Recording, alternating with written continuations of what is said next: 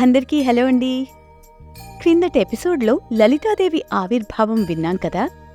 ఈ ఎపిసోడ్లో లలితాదేవి భండాసురుడి వధ ఎలా చేసిందో, అందులో అంతరార్థం ఏమిటో తెలుసుకుందాం. పరమేశ్వరుడు హిమాలయాల్లో తపస్సు చేస్తూ ఉండగా, పార్వతి పరమేశ్వరుణ్ణి సేవిస్తూ ఉండగా, దేవతల కోరికపై మన్మధుడు అక్కడికి వచ్చి శివునిపై పుష్పబాణం ప్రయోగించి శివుడి మూడవ కంటి మంటల్లో మసయ్యాడు. ఆ బూడిద నుంచి భయంకరాకారంతో భండాసురుడు ఉద్భవించాడు అని మనం చెప్పుకున్నాం కదా. శివ వరబల గర్వితుడై అన్ని లోకాల్లో కామ ప్రళయాన్ని సృష్టించాడు. ఈ బ్రహ్మాండానికి అవతల ఉన్న ఒక మహాశక్తి వల్ల తప్ప భండాసురుడు మరణించడు అని విష్ణువు వివరించాడు. అప్పుడు దేవతలందరూ బ్రహ్మ, విష్ణువు, పరమేశ్వరులతో కలిసి యాగం ప్రారంభించారు. శంభువు చితాగ్ని కుండంలో శ్రీమాతను ప్రత్యక్షం చేసుకున్నాడు. యజ్ఞకుండంలో దేవతలు తమ శక్తులను హవిస్సుగా సమర్పించి తమ కష్టాలు తీర్చవలసిందిగా పరాశక్తిని ప్రార్థించారు. ఆ యజ్ఞకుండం నుండి లలితాదేవి ఆవిర్భవించింది. ఇది లలితా సహస్రనామానికి నేపథ్యం. ఆవిడ శిరస్సుపై రత్నఖచితమైన సువర్ణ కిరీటం, ఆపై అర్ధచంద్రుడు ప్రకాశిస్తూ ఉదయపు సూర్యుడిలా కాషాయ వర్ణంతో ప్రకాశిస్తోంది. ఆవిడ వర్ణన కూడా క్రిందటెపిసోడ్లో మనం చెప్పుకున్నాం కదా. ఆ జగన్మాతను చూసి బ్రహ్మాది దేవతలు అనేక విధాలుగా స్తోత్రాలు చేశారు. వారి భక్తికి ఆవిడ ముచ్చటపడి భండాసురుణ్ణి సంహరిస్తానని అభయమిచ్చింది. ఆ వివరాలు ఇక్కడ చూద్దాం.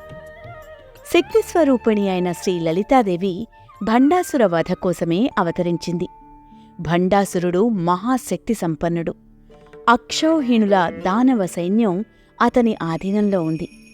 తమ్ముళ్ళు విసుక్ర, విషంగులు మహాబల పరాక్రములు. కొడుకులు వీరికంటే శక్తి ఉన్నవారు. శత్రువు శక్తి నుండి సగబలం లాక్కునేవాడి ఆజ్ఞకు అందరూ దాసోహం అనాల్సిందే. వాడిని వధించాలంటే శక్తి, యుక్తి, దానికి మించి శస్త్రాస్త్ర సంపన్నత ఉండాలి. భండాసురుణ్ణి ఈ సృష్టిలో వారు ఏమీ చేయలేరు కాబట్టి బ్రహ్మ సృష్టికి ప్రతిసృష్టి చేసుకోవాలని లలితా పరమేశ్వరి తనలో నుంచి ఒక పురుష రూపాన్ని సృష్టించుకుంది. ఆయనే కామేశ్వరుడు. సంకల్పశక్తితో 4 వేరువేరు ఆయుధాలను సృష్టించింది. 4 చేతులలో పాశం, అంకుశం, చెరకు, విల్లు, 5 పుష్పబాణాలు ధరించింది. ఈ ఆయుధాలన్నింటినీ తన 4 చేతుల్లో పట్టుకుని చతుర్బాహు సమన్విత అయ్యి తన సృష్టి కొనసాగించింది. లలితాదేవి కూర్చున్న శ్రీచక్రరాజం రథం శ్రీచక్రంతో అలంకరింపబడింది. ఈ రథంలో విజయం సాధించి పెట్టే సకల శస్త్రాస్త్రాలు ఉన్నాయి. దాని వెడల్పు 4 యోజనాలు. 1 యోజనం సుమారు 9 మైళ్ళు. ఎత్తు 10 యోజనాలు. దానికి 9 పర్వాలు, 4 చక్రాలు. అవి 4 వేదాలకు సంకేతాలు. 4 గుర్రాలు ధర్మ, అర్థ, కామ, మోక్ష పురుషార్థాలకు సంకేతాలు. రథానికి సంపూర్ణ ఆనందాన్ని సూచించే పతాకం ఉంది. లలితాదేవి బిందుపీఠంలో స్వయంగా కూర్చుని ఎడమ కన్ను నుండి చంద్రుణ్ణి, బ్రహ్మని, లక్ష్మీదేవిని సృష్టించింది. సూర్యుడిని, విష్ణువుని, పార్వతీదేవిని కుడి కన్ను నుండి సృష్టించింది.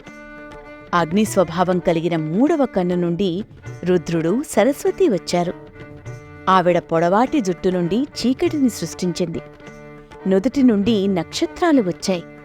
నుదుటిపై ఉన్న గొలుసు నుండి 9 గ్రహాలు వచ్చాయి. కనుబొమ్మల నుండి శిక్షాస్మృతిని, శ్వాస నుండి వేదాలను, గడ్డం నుండి వేదాంగాలను, మెడలోని 3 రేఖల నుండి వివిధ శాస్త్రాలను, రొమ్ముల నుండి పర్వతాలను, అరచేతుల నుండి సంధ్యలను, హృదయం నుండి బాలా త్రిపుర సుందరీదేవిని, తెలివి నుండి శ్యామలాదేవిని, అహంకారం నుండి వారాహీదేవిని సృష్టించింది. అంకుశం నుండి సంపత్కరీదేవిని, అశ్వారూఢదేవిని సృష్టించింది. బుగ్గల నుండి నకులేశ్వరీదేవిని, కుండలిని శక్తి నుండి గాయత్రిని, చక్రరాజరథం యొక్క 8 చక్రాల నుండి రథాన్ని రక్షించే 8 దేవతలను సృష్టించింది. ఆపై లలితాదేవి కామేశ్వరుణ్ణి శివచక్రాన్ని సృష్టించమని కోరగా దాని నుండి 23 మంది శివచక్ర దేవతలు ప్రత్యక్షమయ్యారు. చక్రరాజరథారూఢ సర్వాయుధ పరిష్కృత గేయచక్రరథారూఢ మంత్రిణీ పరిసేవిత కిరిచక్రరథారూఢ దండనాథా పురస్కృత జ్వాలామాలినికా క్షిప్త వహ్ని ప్రాకార మధ్యగా. తర్వాత లలితాదేవి శ్యామలాదేవికి ప్రధానమంత్రిగా పట్టాభిషేకం చేసి గేయచక్ర రథమును అధిరోహించమంది. ఈ రథం కదిలినప్పుడల్లా సంగీతంలోని స్వరాలు ధ్వనించాయి. వారాహీదేవిని సైన్యానికి అధిపతి చేసి కిరిచక్రం అనే రథాన్ని ఇచ్చింది. ఆ రథాన్ని 1000 వరాహాలు లాగుతున్నాయి. కిరిచక్రము అనే రథము చావో పుట్టుకల చక్ర భ్రమణంలో ఇరుక్కుపోయిన జీవితాలకు జరామరణాలు లేని శాశ్వత లోకాన్ని అందించే ఆచరణ రూపంలో ఉండి వారాహీదేవి దండనాథురాలై కిరిచక్రంలో ఉంది. మంత్రిణులు అమ్మవారికి 4 దిక్కులా కాపలా కాస్తూ ఉంటే వారాహీదేవి భక్తులను రక్షిస్తూ మార్గాన్ని శుభ్రం చేస్తూ ముందుకు సాగిపోతోంది. లలితాదేవి ఆవేశంతో ఉలిక్కిపడినప్పుడు 64 కోట్ల యోగినులు, మరో 64 కోట్ల భైరవులు జన్మించారు. తర్వాత లలితాదేవి 4 మహాసముద్రాల నుండి వచ్చే శబ్దాన్ని ఢంకా మోగిస్తూ లలితాదేవి రథచక్రాల గొప్పతనాన్ని మంత్రిణులు వర్ణిస్తుండగా అనేక ఇతర వాయిద్యాలతో బండాసురునిపై యుద్ధానికి బయలుదేరింది. అంటే మంత్రిణుల సహకారంతో శ్రీమాత శ్రీచక్ర సాక్షాత్కారం సాధ్యమవుతుంది అనర్థం. సంపత్కరీ సమారాధ్యా సింధూర వ్రజసేవిత అశ్వారూఢాధిష్ఠిత స్వకోటి కోటి విరావృత. సంపత్కరీదేవి కీంకరిస్తూ దేవి గజ సైన్యంతో రాక్షస సైన్యాన్ని ఎదుర్కొంది. గజసేన యుద్ధరంగంలో సాగుతుంటే భండాసురుడికి వాడి సేనకు వణుకు పుట్టింది. అశ్వారూఢదేవి లలితాదేవి గుర్రాల సైన్యంతో కదిలింది. గజసేనలో జ్ఞానం, అశ్వసేనలో కర్మభావం వ్యక్తమవుతాయి. దేవిలో ఉన్న గణం తమ తేజస్సుతో వేరువేరు రథాలపై ముందుకు నడుస్తున్నారు. జ్వాలామాలిని సైన్యం చుట్టూ అగ్నివలయాన్ని సృష్టించి రక్షిస్తోంది. ససైన్యంగా తనపైకి యుద్ధానికి వస్తున్న పరాశక్తిని చూసి భండాసురుడు భయంకరమైన తన సేనావాహినిని ఆవిడపైకి పంపాడు. యుద్ధం ప్రారంభమైంది. లలితాదేవి సేనలు భండుని సేనలను సర్వనాశనం చేశాయి. అప్పుడు భండాసురుడు తన 30 మంది పుత్రులను దేవీ సైన్యంపైకి పంపాడు. భండపుత్ర వధోద్యుక్త బాలా విక్రమనందిత మంత్రిణ్యంబా విరచిత విషంగ వదతోషిత విశుక్ర ప్రాణహరణ వారాహి వీర్యనందిత కామేశ్వర ముఖాలోక కల్పిత శ్రీ గణేశ్వర. పరాశక్తి హృదయం నుండి వచ్చిన బాలా త్రిపుర సుందరి భండపుత్రులనందరినీ సంహరించింది. తన పుత్రులందరూ మరణించడం చూసి భండాసురుడు తన సోదరుడు విశుక్రుడు విషంగులను జగన్మాతపైకి పురికొల్పాడు. జగన్మాత ఆజ్ఞానుసారం వారాహీ దేవత విశుక్రుణ్ణి తుదముట్టించగా శ్యామలాదేవి విషంగుణ్ణి సంహరించింది. తన సైన్యం, తన పుత్రులు, తాను సృష్టించిన శక్తులు అన్నీ సర్వనాశనం కాగా భండాసురుడు దిక్కుతోచని వాడయ్యాడు. భండాసురుడితో సేనాధిపతి కుటిలాక్షుడు మాత్రమే మిగిలాడు. 2185 అక్షౌహిణి సైన్యంతో అభిరము అనే భయంకరమైన రథాన్ని ఎక్కాడు. దానిని గుర్రాలకు బదులు 1000 సింహాలు లాగుతున్నాయి. దేవి ప్రయోగించే శస్త్రాల బారి నుండి రక్షించుకోవడానికి ఒక విఘ్నయంత్రాన్ని ప్రయోగించాడు. సంగతి తెలిసిన జగన్మాత మహాకామేశ్వరుని వంక చూసింది. ఆ చూపుల్లో నుండి మహావల్లభ గణపతి ఆవిర్భవించాడు.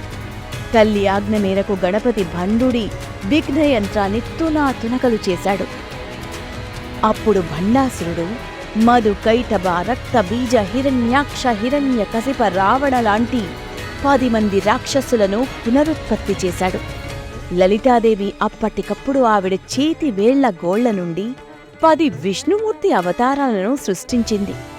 విష్ణువు దశావతారాలు 10 మంది అసురులను నాశనం చేశారు.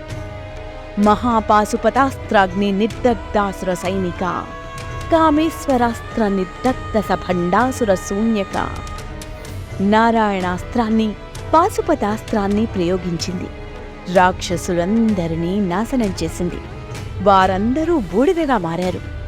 తర్వాత పరాశక్తి మహాపాశుపతాస్త్రాన్ని ప్రయోగించి భండాసురుని నగరమైన శూన్యక పట్టణాన్ని ధ్వంసం చేసింది.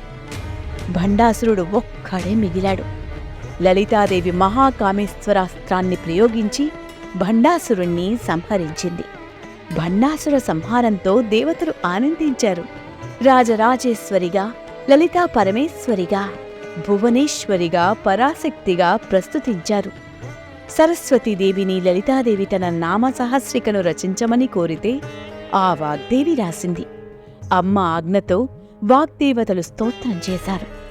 ఆత్మవిద్య యొక్క ఆంతరంగిక రహస్యం కూడా ఉంది కాబట్టే లలితా సహస్రనామాలని రహస్యనామస్తోత్రమని అంటారు. ప్రతి నామంలో దేవి నివాసమై ఉంటుందని ఈ లలితా సహస్రనామాలను బ్రహ్మాండ పురాణంలో అగస్త్య మహర్షికి హయగ్రీవుడు ఉపదేశించాడు. అమ్మవారికి లలిత అన్న పేరు లోకానికి అతీతయై లోకలీలను లాలిస్తుంది. ప్రపంచ సృష్టికి ఆధారమైన శక్తిగా, శక్తి పదార్థంగా లలితాదేవి ఉంది. శక్తి స్థూల రూపం పదార్థం. ఆ పరార్థమే పరమశివుడు. శక్తియే పరమేశ్వరి. శివుడికి శివానికి భేదం లేదు. ఒకే తత్వానికి వారిద్దరూ రెండు రూపాలు. భండాసురుడు అంటే జడత్వం, అంటే బద్ధకానికి ప్రతీక. లలితా సహస్రనామాలలో మొదటి మాటలలో శ్రీమాతగా, ఈశ్వరిగా కనిపించే పరమేశ్వరి చివరికి పరమశివునితో తాదాత్మ్యం చెంది జగదాంబిక లలితారూపంగా దర్శనమిస్తుంది. ఒకచోట బ్రహ్మ, విష్ణు, రుద్రాగ్రంథి విచ్ఛేదనం చేసి శివశక్తుల అభేదాన్ని చూపించి మహాశక్తి రూపంగా ఉంటుంది. కామేశ్వరాస్త్ర నిర్దత్తస భండాసుర శూన్యక బ్రహ్మోపీంద్ర మహేంద్రాదిదేవ సంస్థుభ వైభవ. మన్మధుణ్ణి భస్మం చేసింది కామేశ్వరుడు. శూన్యం సంపూర్ణంగా కనిపిస్తుంది.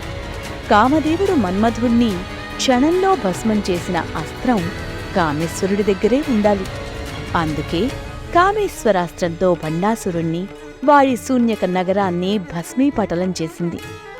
కామేశ్వరుడైన మహాశివుడి విజయంతో ఎంతో సంతోషించిన బ్రహ్మ, విష్ణు, మహేశ్వరులు ఆయన్ని ప్రస్తుతించారు.